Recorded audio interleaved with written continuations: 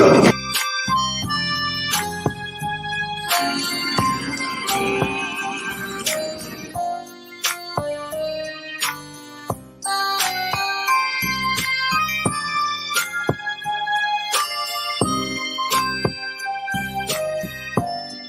to the Hostile Zone. Use your voice to naughty his. Welcome to the Hostile Zone. You're with the infamous and dangerous and always in your face, pulling back that curtain, calling a spade, exposing waste, fraud, abuse, and police misconduct, and now conspiracy theories, apparently. Welcome to the Hostile Zone. I am your humble correspondent, Eric Andrew Cinotti. Eric A. Cinotti, real big, strong A. Eric Cinotti, right here coming at you on the Hostile Zone. Yet another evening, either on your FM dial, on iHeartRadio, on satellite, or if you're watching on your TV, on whatever cable provider you have. And if you're not getting the show, folks, call your cable provider and say, I want Cinotti on my TV, especially since we're launching our new show less than a month from now. Welcome to the show.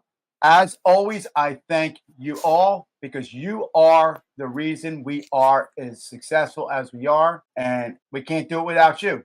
I would have no purpose here, and my executive producer who left her mic on and is like screaming in my ear without you folks, we wouldn't be able to do what we do. Miss Bianca Sea, S-E-A, like the ocean, is not here again this evening. Not quite sure her return, but we're going to move forward because that's really not what the show's about. If you are watching the show on your TV screen, you'll see the nice little ticker on the bottom of the screen. It tells you the content for today's conversation. It also tells you how you can become part of the show. Yes, you folks, I'm looking right in the camera. You can be part of the show. You can email The Hostile Zone at bbstalkradio.com, The Hostile Zone at bbstalkradio.com, or Eric at thehostilezone.com, Eric at thehostilezone.com. You can get Miss Bianca Sea if she comes back at some point when she's done, Bianca Sea at bbstalkradio.com, Bianca Sea, S-E-A, like the ocean. Or you always can get me at Eric at ericandrewcinotti.com. Because I'm looking out for you. I'm here every day, all night. You reach out to me, you're going to get a response at some point. Not immediately, because I get like 1,000 emails, but I promise I do try my best to look at it. Welcome to the show today. We got an interesting show lined up, don't we, Carrie? Or maybe not. I can't talk with the mic off. You got to be fast with the buttons, Carrie. Come on. What kind of you're the big executive producer. I got to maybe I should control your volume and your mic on my end. There you go. So it's a good conversation today, honestly. Yesterday we discussed conspiracy theories. Now we discussed yesterday, I don't want people to get confused. We discussed conspiracy theories yesterday on social media, etc., and how it is really not the best thing, leads to problems, and you don't know what's true and what's not. Here today, we're going to talk about, and here it is. I don't really know if it's a conspiracy theory. I'm going to call it an alleged conspiracy theory. We're going to talk about the UFO phenomenon, unveiling the truth. Now, apparently, right off the bat, the truth is they're not UFOs because the government, just like an old stale sandwich, they replace the bread, keep the crappy meat, fresh bread, and they package it out. It's now a UAP, an unidentified aerial phenomenon. So apparently we can't use UFO anymore. So there we go. But we are going to talk about it because you know what, folks? This is very important stuff. Maybe you want to think it's a conspiracy theory or not, but what we're going to present to you today is maybe stuff you know, maybe stuff you didn't know. Maybe I'm going to spark a little interest in you to do a little research. Now, I'm not they call like a ufologist, and I believe that's actually a real word now. I have an interest in it like a lot of people. We're not going to play it as conspiracy theory. I'm going to tell you what we know and what I personally know and what I've come to see, and I've talked to some people, and we're going to talk about that. Opening monologue, folks. Welcome to another thrilling episode of The Hostile One. It's always thrilling, right? We have a great time, right? Yeah, we do. We always have a great time. Tonight, we're going to venture into the unknown. We're going to uncover one of the most controversial, mysterious topics of all time. And I think UFOs or UAPs kind of goes along, and help me out here, Carrie, kind of goes along with like the whole question about life after death. Is there a God? Right? It's one of those things that your mind just can't compress. You're just like, it's just too much. So at least for me, I think. What do you think? Well, like everybody says, we're stupid if we think we're the only ones here. I 100% agree with you. I think if anybody, and you're out there in Arizona, and I've been out there several times, and in Nevada as well. And I love that area. There's not like there's not. I mean, the stars are amazing out there. So you just have to look up at the stars and say, what kind of fool am I if I truly believe that I am that great, that there's just me and all of them stars mean nothing, right? I mean, it doesn't make sense. It's just, and even the way that nature works, and that's not what we're talking about today, but just the fact the way our bodies work and what it does, like somebody had to design that. It had to come from somewhere. It just didn't pop out of nowhere. So I kind of feel like this is a similar kind of thing, but we're not here to blow up your mind. We're not here to scare anybody. We're not here to spread any false information. We're going to talk about literally what's going on. I can tell you that the government officially repackaged it, and it is known as UAPs. We're talking more. We used to talk more about like the phenomenon in the sky. Now we're talking about extraterrestrial life. Yes, though, life, like biological, like biologics, something that is alive and that can die. That's what we're talking about. Which takes us up. That's a lot further than just looking at something in the sky and saying, what is that? You have to question and ask yourself, are there extraterrestrials walking among us as we speak? Are they visiting us continuously? Are they a welcome guest? Is our government and other governments that are working with us, or maybe not, are we communicating and working together, or are we having a rift, an argument? I don't know. I can say, and it's not in my notes. Well, sort of. Actually, it is. I typed it. If you look at the time frame, and Carrie, this is perfect for you because where were you when we went to the moon? You remember that? I'm sure you remember where you were at that point, right? It's one of those experiences you can't forget. I think I was in grade school or something like that. Yeah, I mean, it's like for me, like when the Challenger shuttle blew up. I'll never forget that day. I know exactly what grade I was in. I know the name of my teacher. I know who I was sitting next to. I remember everything. 9/11, I'll never forget. So I'm assuming that was like for you. So if you look at the rapid growth of what we can do and what we know now compared to what then, it just exponentially skyrocketed. I don't think that the human brain grew that much. Terry, did you know that the iPhone, not just the 15, like even I think they said like the iPhone 7 or 8 is actually more powerful than all the computers they used to get to the moon. Did you know that? Well, that would make sense. I mean, is that crazy? So we are holding in our hands. I mean, obviously, don't go outside, folks, and think you're going to hold this and go up to space. It's not. You got to say that because there's always some person out there, loony bin, that's going to be like, "Oh, Cinotti said I could go to the moon if I take my iPhone outside." Maybe they have one of those phasers, Prepare from to Star Mr. Trek. Scott. Beam us up, Mr. Oh, you like the beam me up, Scotty thing? Yeah. That's another conspiracy theory. It's funny you said that. Actually, I'm glad you said that. And I want to go off on that with you for a second. All of that stuff seems so far out there, but does it really seem so far out there anymore now? Now that you're older and the world has changed, when we have computers that can communicate with us as our friend, people have intimate relationships with AI chatbots. I mean, it's insane, and it's true. I mean, this is the problem. So if you look at the short amount of years, I mean, so what you're like the Beam Me Up, Scotty, what was that from, Act? You remember? Star Trek. Star Trek? Star wasn't Trek, it like, were you a Trekkie? No, I like to watch Battlestar Galactica.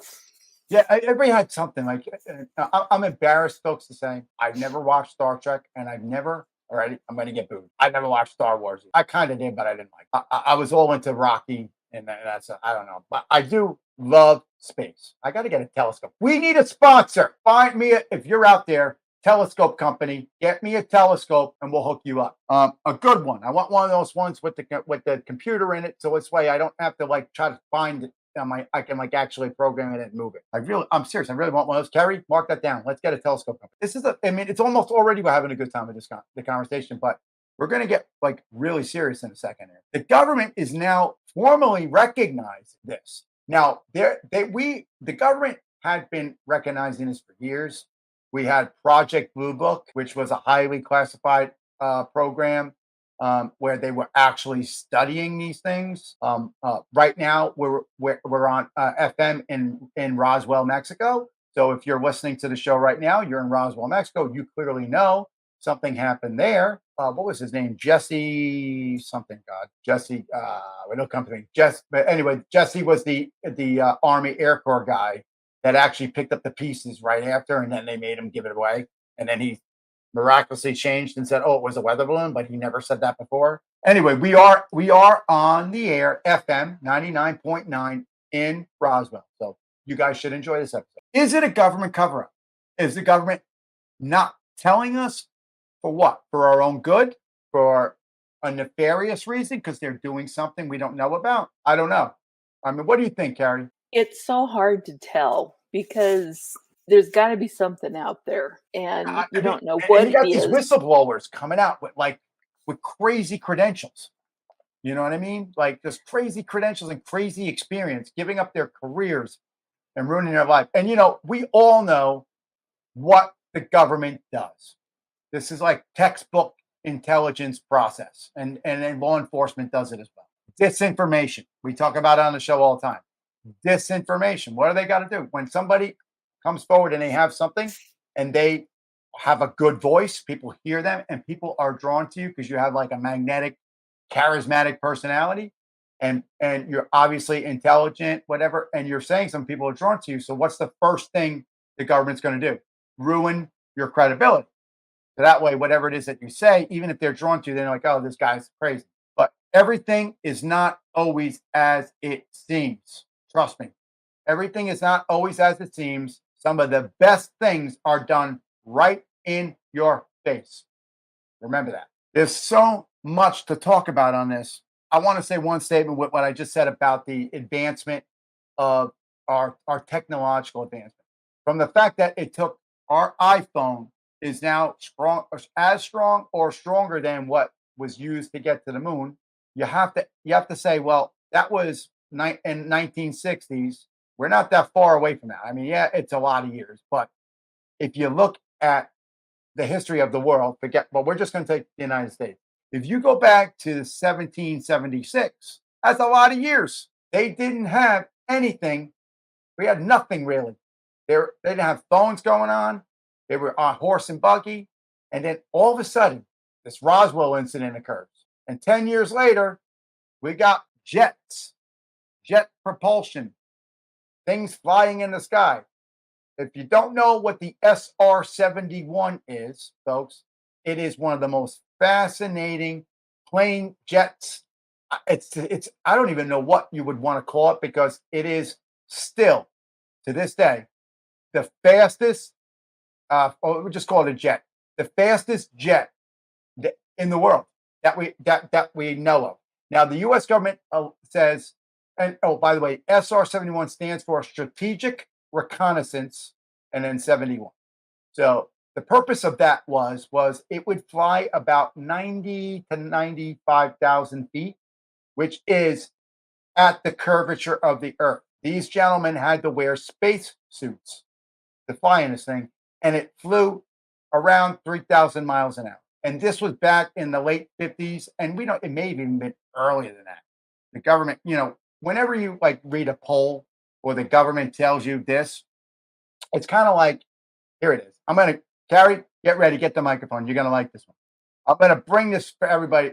When the government tells you that the jet goes 90,000 feet and it goes 3,000 miles an hour, that is the equivalent of when you ask your girlfriend or boyfriend how many people they slept with.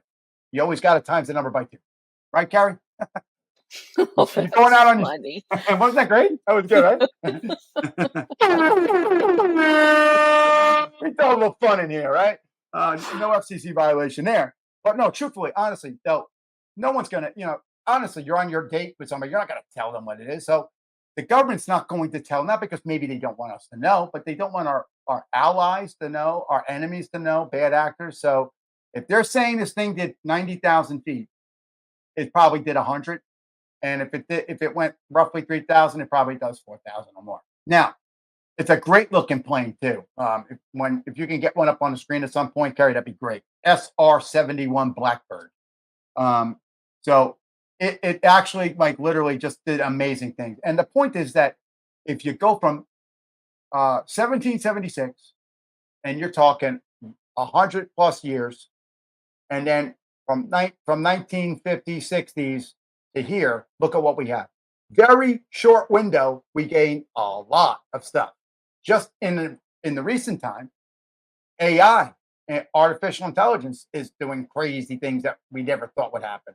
So you have to just ask yourself, just like my executive producer Carrie just said, what is wrong with you? You look up at the sky, you know something's there. From the Pentagon's latest reviews and whistleblowers, one of my favorite whistleblowers is Bob Lazar. There's really no way I can prove it without revealing my identity and getting myself into more trouble than I have already. Exactly what's going on up there?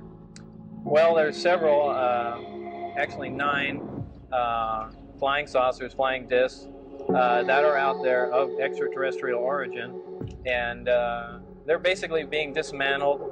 Some are, well, in various stages of completion, built from other parts, and they're being test flown and basically just analyzed. I was 29 years old, working on the most incredible project in the history of the world. No one has ever been able to show exactly what I saw with my own eyes, until now. Let's travel back in time to December of 1988, when this all started.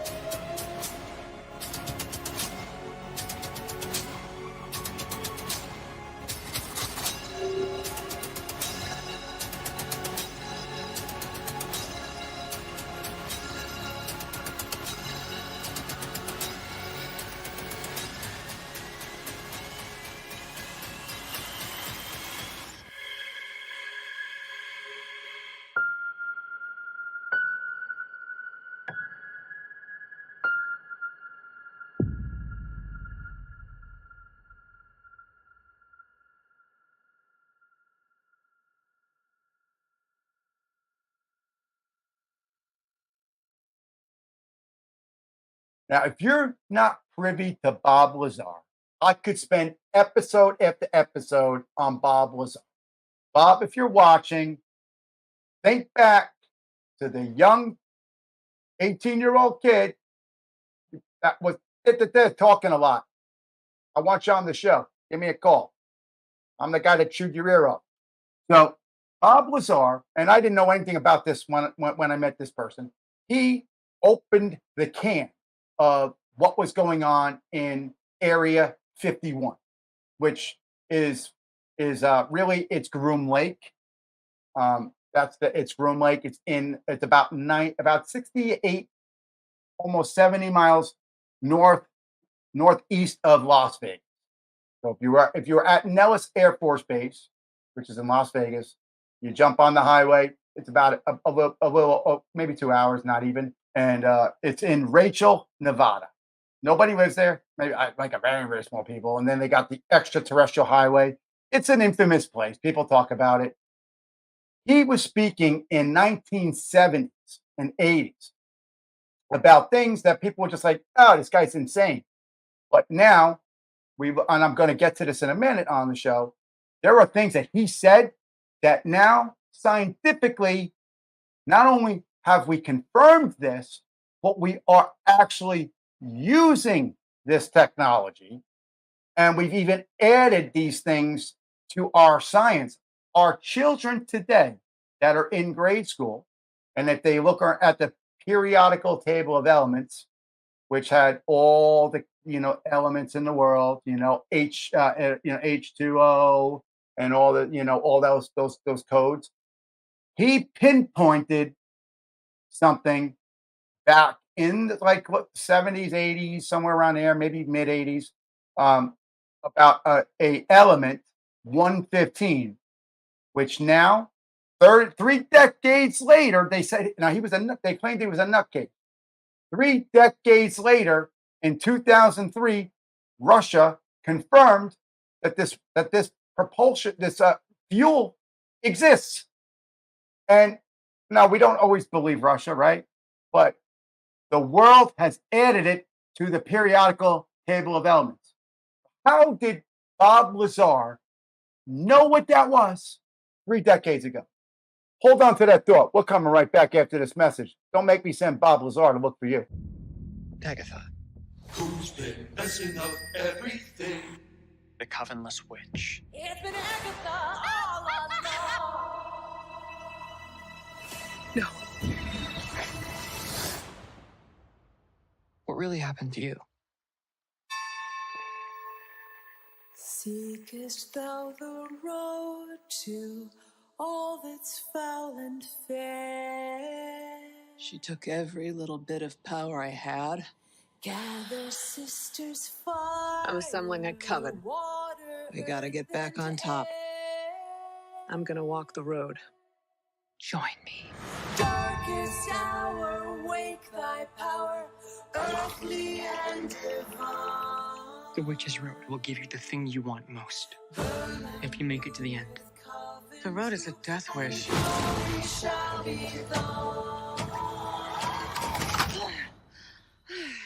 Heard you guys were having a party. What's up? Hey. Shall we? Down the road, down It will test us the witch's down. and our knowledge of the craft. We don't even know what we're up against. Our worst nightmares. How do we pass this trial without any power? We survive, like witches have been doing for centuries. Big and mother crone. What happens next? I just need these witches to get me to the end.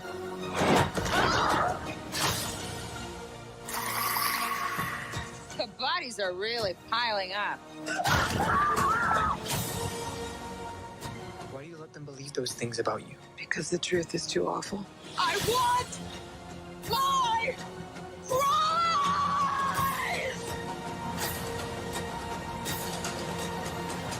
Time to finish the road. Last one there is a nice person. Follow me, my friend, to Gloria.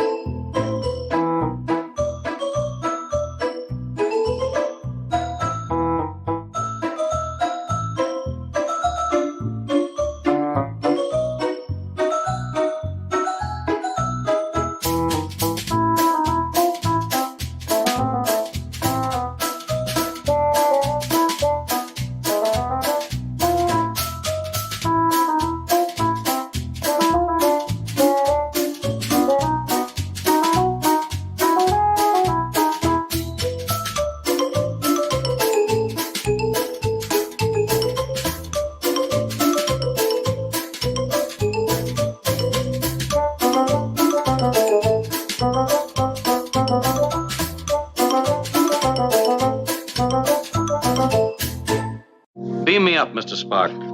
Beam me up. Lock on transporters. Beam us up. Beam us up, quickly.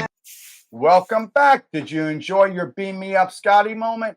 Whatever the commercial was, I don't know, but whatever it is, buy it because we need them to support the show. So I can fall into a sea hole on this topic, and I am not a ufologist. I am not like I've talked to some of the people that are in MUFON and the different programs. I've actually considered getting involved a little bit because I'm a believer. Are you a believer, Carrie? Like 100% believer that there definitely is? Yeah, I mean, yeah, I am. I guess there's no other way to put it. Yeah. Now here is the pivotal question. And you don't have to answer if you don't want to. Do you think they're walking on the earth with us right now? Yes. I do too. Here's a little piece of scientific information, and I'm sure I'll get botted and trolled. And again, I don't really care if you do because you help me with our rankings. If you bot and troll me anyway, I don't really care. When you click and say stupid things, we raise our numbers. So say all you like. I don't care. Understand one thing. Let's look at blood types. We know that certain blood types did not exist prior. So there is certain types of blood that are universally good for everybody. That is like that is just like something that's like not like DNA. That is like something seriously different, and they're learning about changes along the way, and there are still mutations occurring. Are we missed things? I mean, well, I think I used a quote once before about space dust. Do you remember that quote? I forgot, it was a while back, but I used the quote something about we all come from space dust. Have you ever seen a meteor fly in like for real and land, Gary? No. I had the best experience. I mean, I've seen plenty, but I was walking in the neighborhood. It was dark. I saw this thing and I tried to catch up to it because it was so low. It lit up like daytime and it hit somewhere. We couldn't find it in the woods, but it was so amazing. You know, you just have to ask yourself, where are these things coming from? Bob, I hope you're listening, Bob Lazar. And then I'm going to be shouting out somebody else in a minute too. But let's get to the relevant quote of the day. Two possibilities exist. Either we are alone in the universe or we are not. Either way, equally terrifying, folks. Equally terrifying. Think about it. For one moment, think about that quote. I'm going to say it again. Two possibilities. There's only two things available here. There's no options. It's no A, B, C, and D. This is not like a college exam where you got four choices and you got, you know, a 25% chance of being right. It's either yes or no. So either it is just us and that's it, or there's others out there and we just don't know yet. Either way, it should terrify you. You should be thinking at night, like, wow. I concur with you, Carrie, by the way. I believe they walk the earth. I really do. I think that they walk the earth. I think that they blend in. And I think we might even have like humanoids kind of things. I mean, I don't want to be labeled a conspiracy theorist, but I just think about it a lot. I'm just like, it's just crazy. So that quote came from Arthur C. Clarke. I heard you about to say something. What were we going to say, guys? I was just going to say, have you seen or watched Men in Black? Yes. And he got the thing and he goes like this. And if you're watching, folks, he holds the pen up, pop, and you're gone. Well, you know what? Here's a great, I got some Men in Black stories. There are actual witnesses who have seen this happen. They do show up. I am not suggesting anybody take a trip to Rachel, Nevada and try to mess. They call them camo dudes. That's their nickname.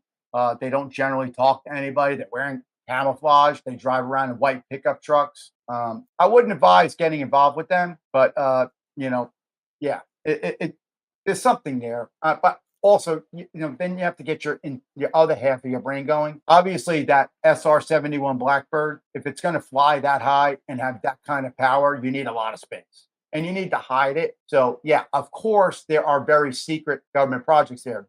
Prior to the SR-71, they had the U-2 spy plane. Didn't fly nearly as fast. It actually got shot down over Russia. We got a little cocky, thinking that it was flying so high that they couldn't get it. And finally, they did get it one time, and it got shot down. No one's ever touched the SR-71. And there's a great video clip somewhere, and it was like a YouTube short. I love it. If you could find it, it would be great. Of Russian fighter jets coming up next to an SR-71 flying, and they're just kind of chilling. And then the SR-71 kind of like says, like, screw you. And it's like shocking. It's kind of like you're stopped. You know, like when you're going so fast in your car, it looks like everybody else is parked on the highway if you're like a speeder kind of person. This SR-71 was flying in the MiG-29 jets from Russia came up on it in international space. This wasn't an incident of war or anything. And all of a sudden, they showed their power. And it looked like nothing I've ever seen before. This thing it left the fighter jets like they weren't there, like gone. And then it went high and it was gone. It was just simply amazing. If you can find that YouTube short, is a great one. So anyway, Arthur Clarke is who did the quote. He was a British science fiction writer, and he is famously known for the 2001 Space Odyssey, which I'm embarrassed. I didn't see it. Did you see it, Gary? No. No? I heard everybody talk about it. I mean, I watched it probably the first time when it first came out, but I never saw it again. What is it? I don't really know. Wouldn't that have Richard Dreyfuss in it? Where this saucer comes down and like beams him up? Beam us up home. That's the only thing I can remember. Oh, beam me up, Scotty, again? Well, yeah. You know what I'm feeling, Carrie? This is probably going to be a 2-part episode. And that's okay, because I'm happy with that. Maybe on this part 2, I can get in touch with Bob or one of the other person we're going to bring up in a minute. Either way, all of this is mind-boggling. And it's one of these things that, are we ever going to find out in our lifetime? I think, Carrie, we might be that generation to find out. I think so. I think that the government is finally slowly releasing more and more information. And again, social media, the internet, people are easier to whistleblow. When Bob Lazar opened and talked about this, they tortured this man. They did their standard discredit campaign. They discredited him. They even tried to connect him to a prostitution ring. The guy's an astrophysicist. They made his degree and education disappear from Massachusetts Institute of Technology. If you don't know, folks, that's like the Harvard of science. So that's like the best of the best in that. And the fact that they've made his paperwork disappear. However, he has documents that he did go there. He also has a pay stub from working at Area 51, Groom Lake, or they would call the Nellis Bomb Range. But anyway, he had a pay stub, and then they try to connect him to things. There's so much crazy stuff. Now, I understand he's working, doing physics at a I don't know what it is specifically, but how does somebody who the government is alleging they don't have this education from MIT, they never worked this job for the government, but he knows a lot of things he shouldn't know. He can say and do things that other people can't do. And then I'm going to still go back and we're going to talk more about this Article 1, Element 115. Come on. I mean, it has to make you ponder. You have to ponder and ask yourself, what did he know and what are they afraid of that he's going to tell? They've been destroying him for years, but he stood his ground. He's never wavered. A very good journalist, George Knapp, Knapp, he took the time to truly spend time with Bob Lazar, and he found him to be credible, and he really ran great stories on it, George Knapp. Really good reporter. Spent a lot of time with him, and he really, really broke into it. No matter which way this goes, it is shaping our world and our existence as we know. That's it. No matter what way this goes, it's shaping. I say, and this is Cinotti's humble opinion, I think that what did they say, Terry? Like, everything in moderation is okay, right? You know, right. Drink responsibly, in moderation, don't indulge. I think the government is slowly, little by little, giving you bits and pieces. We know that U.S. Navy fighter pilots have now come out and they've been speaking open about this. Many interviews, and they have video from inside the fighter jets there. I believe they were flying F-18 Hornets. I believe F-18s. Yeah, pretty sure F-18s. They were off the coast of San Diego, kind of close to Mexico, but in international water. And there's some famous footage. They call it a Tic Tac, and that's kind of the name. And the thing was moving so fast that their heat sensors and their guidance systems could not keep up with it. And then you can hear the conversations between the fighter pilots talking to each other, and them communicating with the control tower back on the ship that they were with. Everybody saw this thing on the radar. They visually saw it. Now, I find it very hard to believe. You want to discredit people. I understand what they do. But here we're talking by ranking people with rank, not just their first day out on a plane on a fighter jet. These are people that have been doing this for years. This is what they do. They keep us safe. They protect our skies. People. So when they're telling you this is what I saw, and aerodynamically, this is nothing that we can do, that again should make you ask yourself, what's going on? We're going to take a short break. Das ist eine ganz normale Stadt. Hier leben die ganz normalen Platz. Also das bin ich. Okay, können wir noch ein bisschen... Okay, stopp. 1 zurück. Perfekt. Also das bin ich. Ist ganz eng. Und wegen meiner so offensichtlich sorglosen Erscheinung ahnt ihr es vermutlich schon.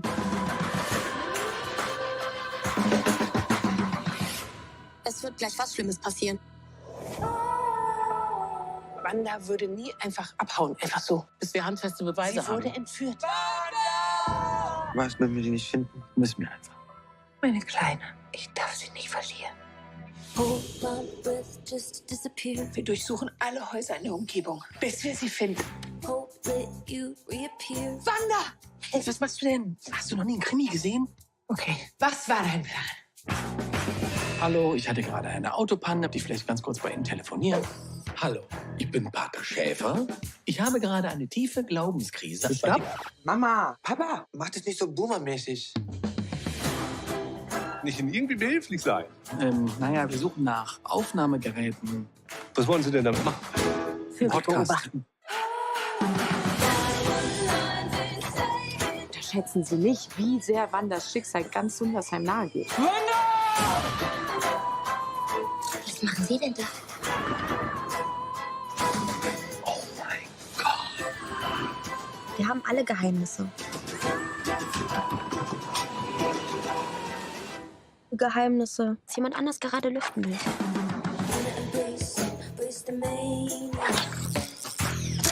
Ja, und jetzt runter. Carlotta, siehst du was?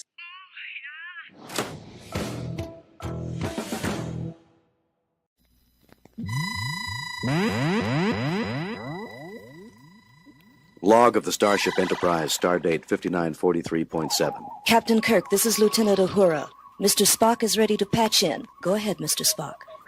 I'm on the surface of the destroyed barbarian planet now, Captain. Destroyed? What do you see, Mr. Spock? The surviving inhabitants are in a dreadful condition. It seems they can't control their limbs, and their minds are dull and useless. Fascinating. They seem to be in a state identical to that curious 20th century Earth disease called hard drug abuse. I suspect it has destroyed all meaningful life on this wretched planet. A tragic find, Mr. Spock. As a Vulcan, I find the need for hard drugs to be totally illogical. But as a half-human Spock, surely you can appreciate the suffering that hard drug abuse causes. We can only hope that other civilizations will not make the same mistake. Welcome back to my spaceship. I'm just kidding, Cloud Controls. I'm not on a spaceship. Talking points and statistics. So it's still going to be fun. We're going to have a good time, but we got to give you some numbers because, see, I'm not just going to give you a theory and I'm not going to give you my opinion or anything. We're going to give you some stuff to back it up.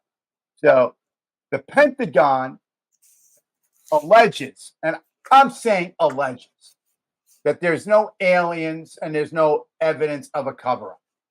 Now, remember I said like one word can change an entire thought and it can change an entire sentence. If you find the context when this was said, they said no evidence of an alien cover-up. Take note to where they placed the wording. They didn't say there is no alien. No, they didn't say that. They said there's no evidence of a cover-up. A lot of crimes happen and there's no evidence, but doesn't mean that somebody didn't get murdered, right? Somebody's house got broken into and there's no evidence. Doesn't mean that they didn't get broken into. It's all about the words and the context in which you put them. You need to read between the lines, folks. The Pentagon's latest review claims that there is no direct evidence now.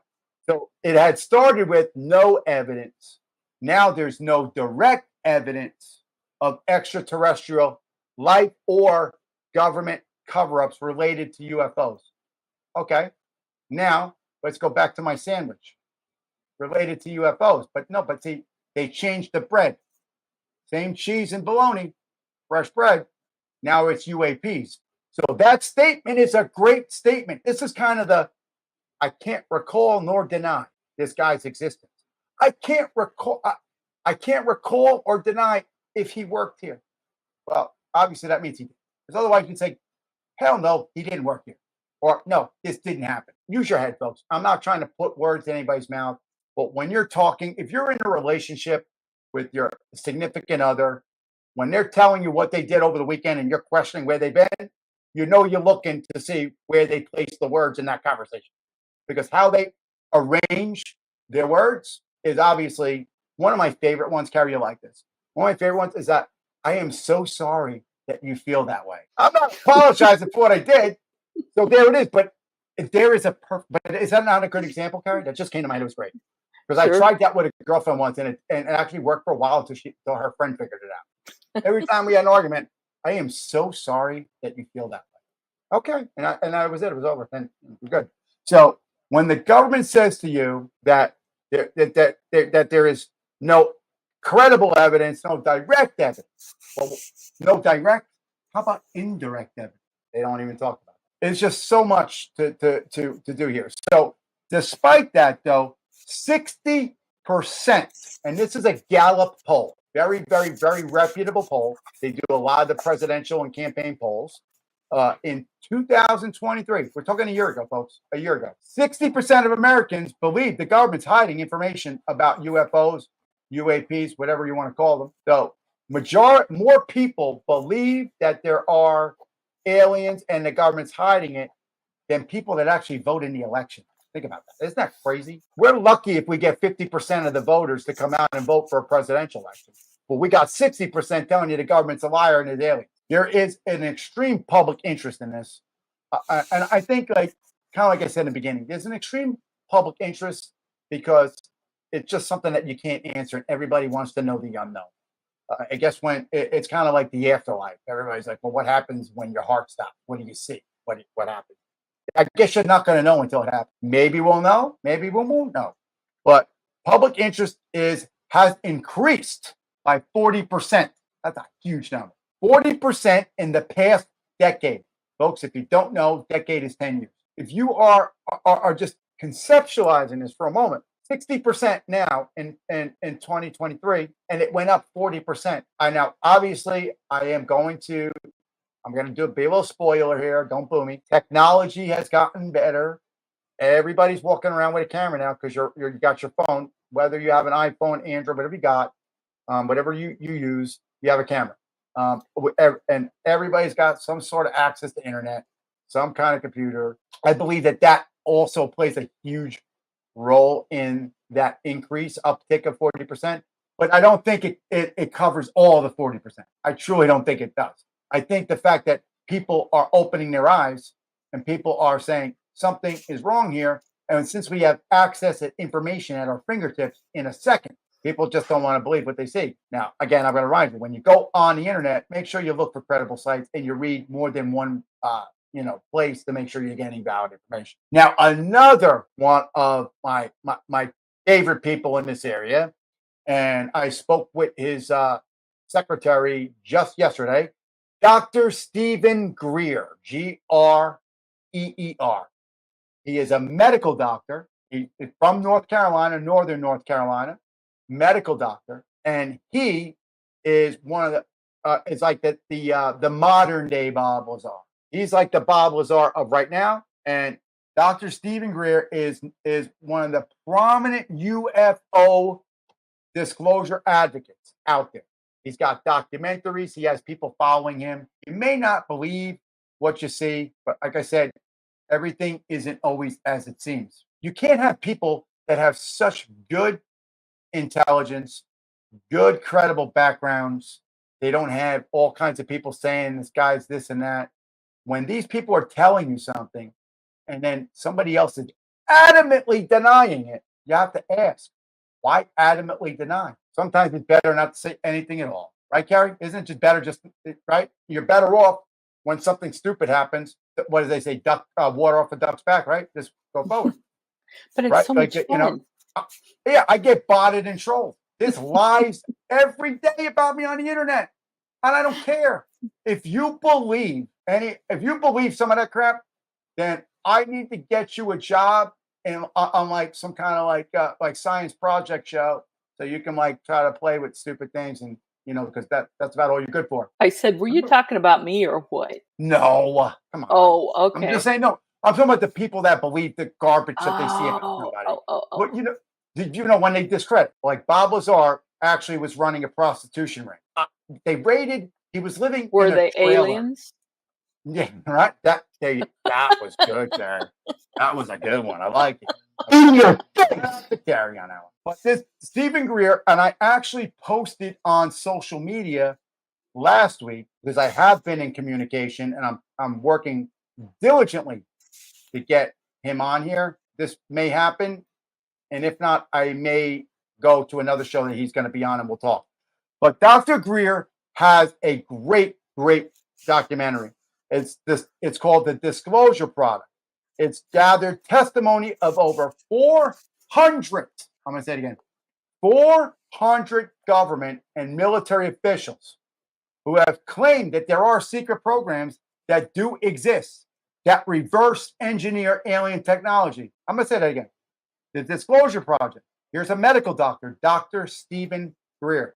Very credible. Check out, I posted a video on all my socials the other day. He has testimony of over 400 government and military officials who are claiming under oath that there are secret programs that are reverse engineering alien technology. This is what Bob Lazar said in 1979 and in the 80s. And it does make sense, folks. It makes sense. Why did Abraham Lincoln have to take a horse and buggy back and forth?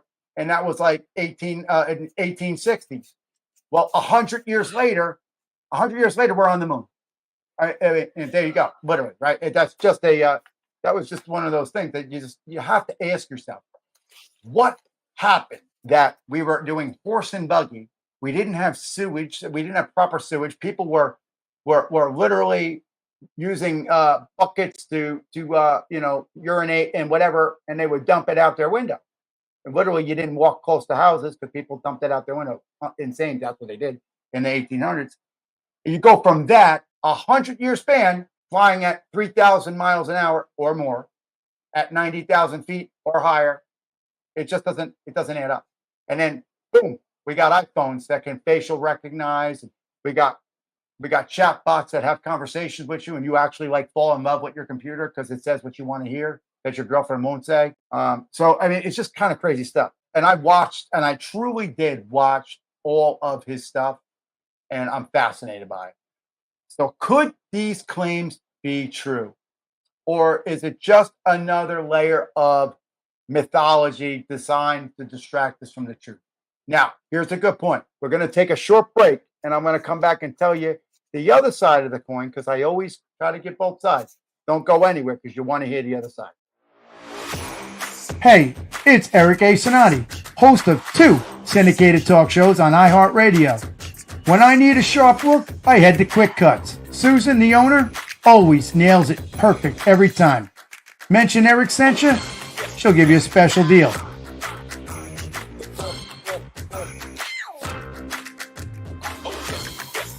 Call 910-371-5510 to book now. For thousands of years, we have been at war. But before, we were enemies. We were like brothers. You ready? Always ready. Let's punch in. Hey, watch where you're going! What did you say? It's not like he can transform. Hey, Darkwing! Don't. My finger can transform. Guess which one? Allow me. I appreciate you having my back. No matter what. What is that? Sending location coordinates. We're under attack! It's an SOS message from the surface. Fantastic! It's time to show them we are more than meets the eye. A cave with teeth. Nothing scary about that. Holy Primus. I see strength in you. Take these and access your full potential. We can transform now! How do we use these things? Come on! My hands! How you choose to use this power is up to you. We roll out. What? Louder. Transform and roll out! I want to help build a better world. Like you said, we can be so much more. Maybe it's just me, but he's different. Yeah, no, I picked up on that. I picked up on that too. What happened to my best friend?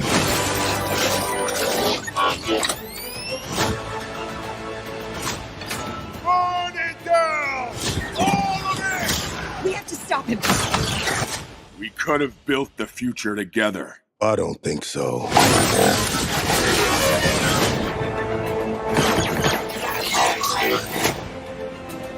Decepticons! Rise up in command! Come on!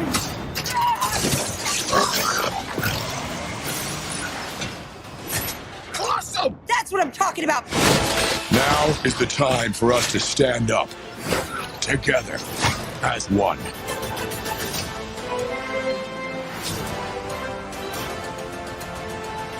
Look, that's Starscream, and you're Shockwave and Soundwave. Enough. Gosh, raise your hand if Wave is in your name. There's a lot of Wave. You're back for the truth, folks. What are we all seeking in life? We're seeking light, guidance, and truth. And here we're going to pull back that veil, and we're going to do it. So now on the flip side, and I give you both sides. Now, I've made it very clear what my opinion is. I don't generally do that on some of the political stuff, and I don't really care about this, what you think, I think. So my side is I'm on the UFO, unidentified area phenomenon, whatever you want to call it. I believe this is real. I'm willing to walk outside and bet my life standing on a highway that this is real. That's how much I believe. So, but there is another point that you must understand that does play into this. Groom Lake, aka Area 51, aka Nellis bombing range, whatever. That was picked because it was such a smooth, dried up lake. You know, the earth shifts, things change. It was a lake. It was flat. So they could build, and it was surrounded by mountains, which is perfect for the government to practice its secret stuff. You know, like, and the famous Manhattan Project was when we were learning how to, the United States was building the nuclear bomb. And they detonated tons of things out there in the middle of nowhere, and they were surrounded by mountains. Interesting point enough on that, though. I'm gonna say they extended the space of Groom Lake, which I don't know the year, but I'm gonna get it for you. They had certain mountain peaks that John Q. Public could go and walk around because it is your land, my land, and that was the song, right? Your land is my land, right? Whatever. But truly, it is government land, but they took it from you and made a base out of it. Now, they originally had this perimeter on these mountains. Then they extended it, and they took over more space. Why? You got to ask yourself why. Why'd they do that? What was going on that they were so afraid that even at that peak of the mountain, you're talking miles away? I got an opportunity to look through a telephonic lens that somebody had set up on a peak out there, and it was actually like a telescope that this engineer. So it was good. It was a telescope meant to look at stars, and you could go on one of these mountain peaks. I'm not going to say the name because now it's a restricted area. But at that time, it was not. And at the top of that peak, you can look through this actual telescope, and he attached a camera to it, and you could see what was there. Now, it had all the like haziness on it from the heat coming off the earth and stuff, but you could see something. You could see things, some stuff that was going on. That mountain peak is now taken over by the government. And trust me, what you could see through that little lens, whatever it's called, whatever. I don't know the guy's name, so don't bot and troll me. And if I did, I'm not going to tell you. Freedom of the press, folks. I don't have to tell you. He's the source. So the fact is that, like, you could see, so they took that land. You got to ask yourself why. Why do they do that? And then now here's the other flip side, folks. When the government has like this SR-71, the Strategic Reconnaissance 71 Blackbird, or the U-2 spy plane, or the stealth fighter, they test these things. They have to, obviously, and they need to test them in a wide space because they crash. These things crash, right? They're not sure if it's going to work. Pilots eject, whatever. And they have to do kinds of crazy maneuvers. So, yes, absolutely, that it was very convenient. And I'm going to say for the convenience of the government, and those of you who have worked in the government, you know what I mean when I say the convenience of government. By the convenience of the government, it was really good for them for people to believe that these are spaceships, aliens. And they kind of went with it. Kind of like the weather balloon theory with Roswell, when clearly there was no weather balloon, because I'll tell you why. When we saw China's weather balloon, everybody could see it. But this one in Roswell, nobody saw that until it fell on the ground. Boom. I just made people's mind boggle. They did carry. That was good, right? I just threw that right out. That just came to me. It was like, right. I literally, that's not my notes, folks. I was thinking about it as I was talking. You ever think and you think of something more and you actually get more thought and as you're thinking? And I'm like, that was a Chinese spy balloon, and they alleged it was a weather balloon, right? That's what they said. But it really wasn't. We know that. They shot that off the coast of Myrtle Beach, shot it down. But if that was a weather balloon, then you were able to see that. Nobody saw this thing until it crashed. I don't know. You ponder that thought. So, but it was for the convenience of the government and for the good of American people. I am not saying the government is out to get us. I'm not. And please do not think that I'm saying that.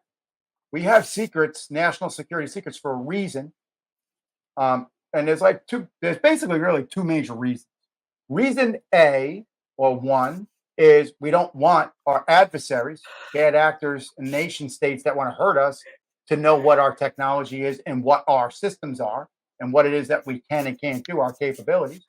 And reason number two, folks, they don't want to alarm people in the public. Too much information overload is a really bad thing. And I think that's kind of what we were talking about in a couple episodes, about way too much information in your face.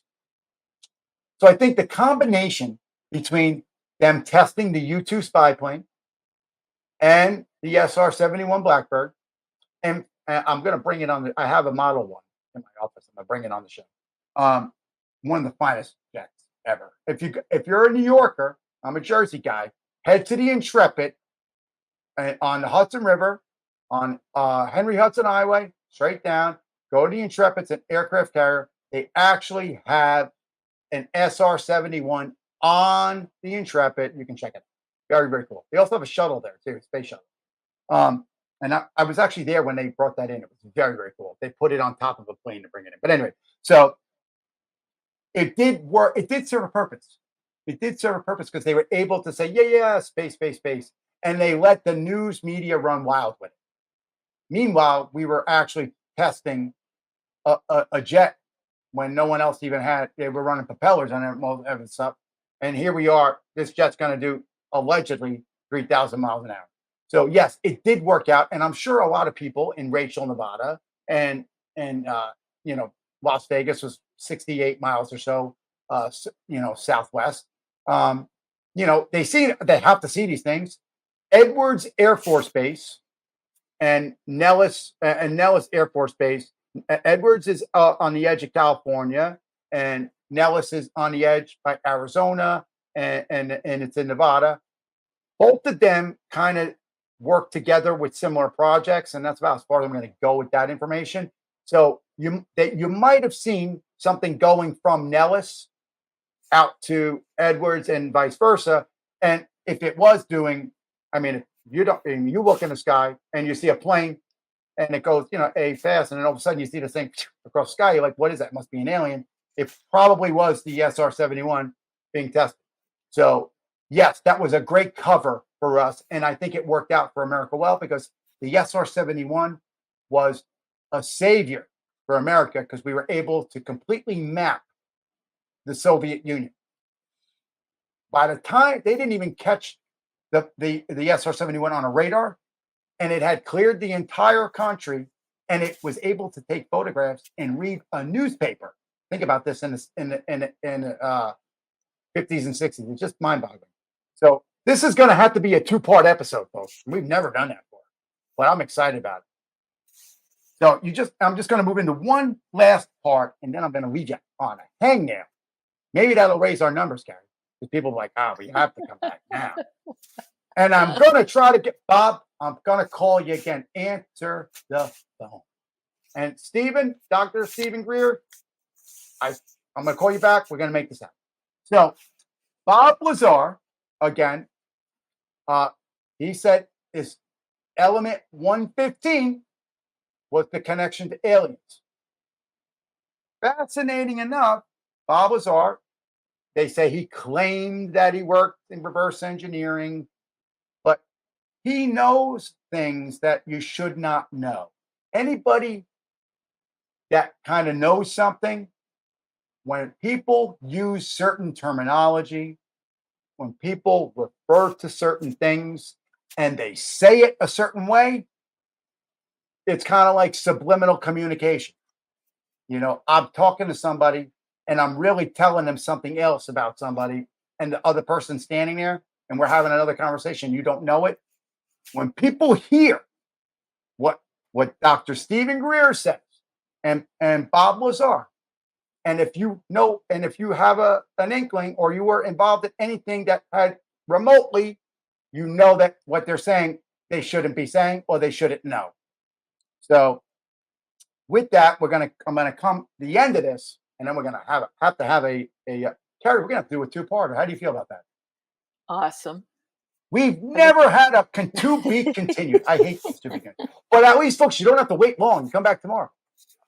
So Bob Lazar, I'm going to leave you on this note, and I want you folks to research this. Element 115, and I'm not even going to pronounce what it's called now because I don't have a clue, but the little code for it is MC. In the little parentheses, it's MC. That now is recognized. How did he know that in the 80s, 90s? How did he know that? It's not possible. They said it didn't exist, yet it does. This is where the to be continued comes. We're going to fast forward right to 2016, and now your head's going to fall off tomorrow when I tell you what happened in 2016. Once again, thank you for coming to Hostile Zone. This is a to be continued. So don't go anywhere. To be continued. I'm excited to have you back tomorrow. And I'm going to bring on set the SR-71 that I have in my office. It's really, really cool. Carrie, anything to add in you want to say? They help get the crowd ready for part 2 tomorrow? No. I caught you there. Sorry. I got you, because you're like the rest of the listeners right now. They're like, wow, this is insane, huh? And I'm not, and we're not becoming a conspiracy show. This is real.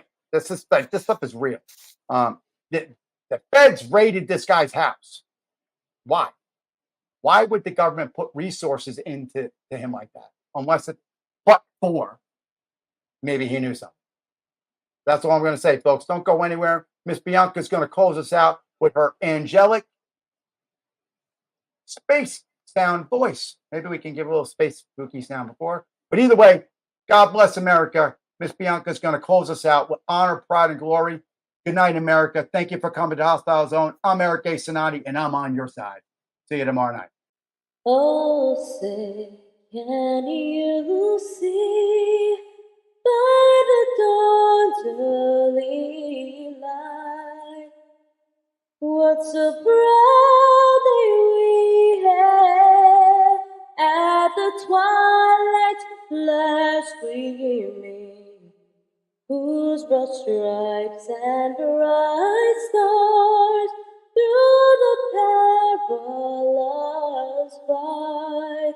For the ramparts we watched were so gallantly streaming, and the rocket's red glare, the bombs bursting in air, get through the night, that our flag was still there. And she's not going anywhere. Oh,